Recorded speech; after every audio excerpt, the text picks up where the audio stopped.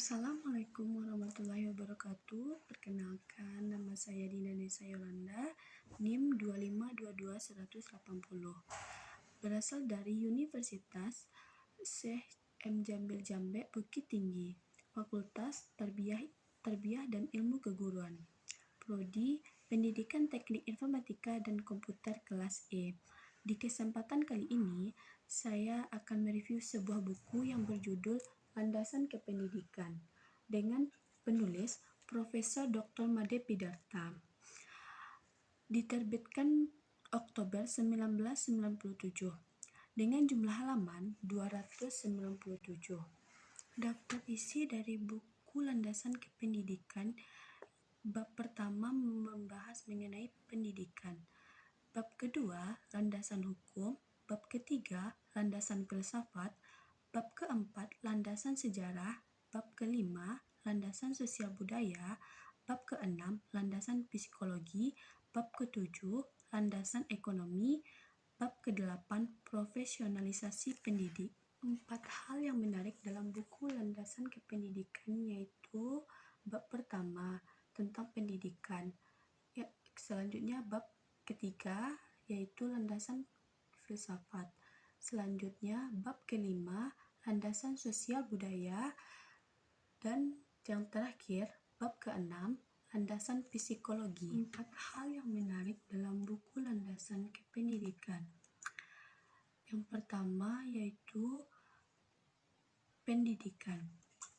Pengertian pendidikan dibagi menjadi 3 bagian garis besar. Yang pertama, pendidikan. Yang kedua, teori umum pendidikan. Yang ketiga, ilmu pendidikan. Pertama, pengertian pertama mengacu kepada pendidikan pada umumnya, yaitu pendidikan yang dilakukan oleh masyarakat umum. Pendidikan seperti ini sudah ada semenjak manusia ada di muka bumi. Yang kedua yaitu teori umum pendidikan. Konsep ini berasal dari pandangan John Dewey, seorang ahli Amerika Serikat pada abad ke-19. Teori ini menjelaskan tentang prinsip pendidik secara umum, seperti didaktik atau metode khusus yang dikenal zaman sekarang yaitu PBM atau proses belajar mengajar. 3. Ilmu pendidikan. Ilmu pendidikan dibentuk sejumlah cabang ilmu antara lain 1. Pendidikan teoretis. 2. Sejumlah pendidikan. 3. Pengembangan kurikulum. 4. Media dan alat belajar. 5. Komunikasi dan informasi pendidikan. Tujuan pendidikan. 1. Hubungan dengan Tuhan ialah beriman dan bertakwa kepada Tuhan Yang Maha Esa. 2. Pembentukan pribadi seperti berkepribadian mandiri, maju, cerdas, dan kreatif.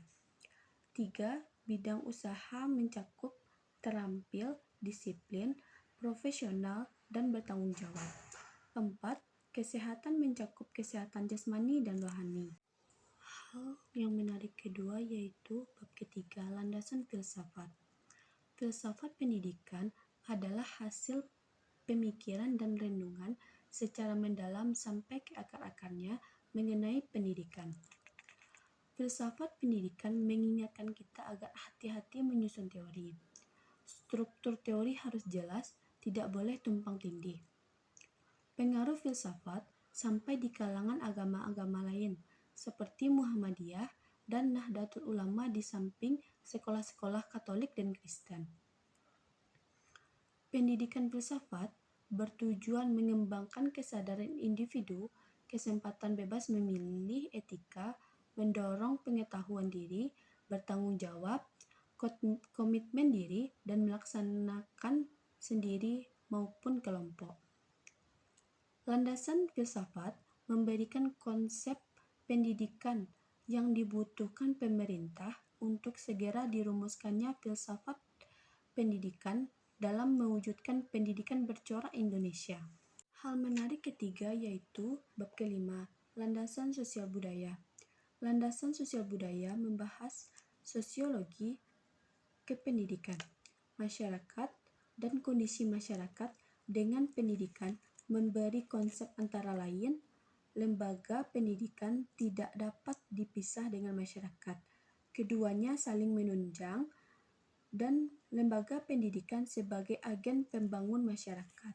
Sosiologi membahas hubungan manusia dalam kelompok-kelompok dan struktur sosialnya. Contohnya, interaksi guru dan mahasiswa. Kebudayaan membahas tentang pengetahuan, kepercayaan, seni, hukum, moral, adat, dan kebiasaan masyarakat. Contohnya, aksi masyarakat terhadap kepandaian, kepercayaan, dan kesenian. Pendidikan bagi masyarakat adalah untuk meningkatkan peranan sebagai warga masyarakat, baik yang berkaitan dengan kewajiban maupun hak mereka. Contohnya, mereka dapat melatih diri di sekolah dan perguruan tinggi. Hal keempat yang menarik dalam buku landasan kependidikan yaitu bab ke-6, landasan psikologi. Pembahasan landasan psikologi mencakup psikologi perkembangan, belajar sosial, kesiapan belajar, dan aspek-aspek individu melahirkan konsep pendidikan. Psikologi atau ilmu jiwa adalah mempelajari jiwa manusia atau psikis. Psikologi berkembang berkaitan dengan mempertimbangkan faktor-faktor tertentu sebagai dasar menyusun tahap-tahap perkembangan anak, menunjukkan bahwa anak perempuan rata-rata berkembang lebih cepat daripada anak laki-laki. Psikolog dapat dikelompokkan menjadi beberapa bagian. Yang pertama, psikolog belajar. Belajar adalah perubahan perilaku yang relatif permanen sebagai hasil pengalaman dan mampu mengkomunikasikannya dengan orang lain. 2. Psikologi sosial adalah psikologi seseorang di masyarakat yang mengkombinasikan ciri-ciri psikologi dengan ilmu sosial untuk mempelajari masyarakat terhadap individu dan antar individu. Contohnya, keakraban antara manusia dengan manusia lainnya. Yang ketiga, kesiapan belajar secara umum. Kesiapan belajar secara umum adalah kemampuan seseorang untuk mendapatkan keuntungan dari pengalaman yang ia temukan. Contohnya, kematangan intelektual adalah tingkatan perkembangan kognisi Piaget yang telah diuraikan pada bagian psikolog perkembangan. Baiklah, sekian video saya. Jika ada kesalahan dan kejanggalan, saya mohon maaf.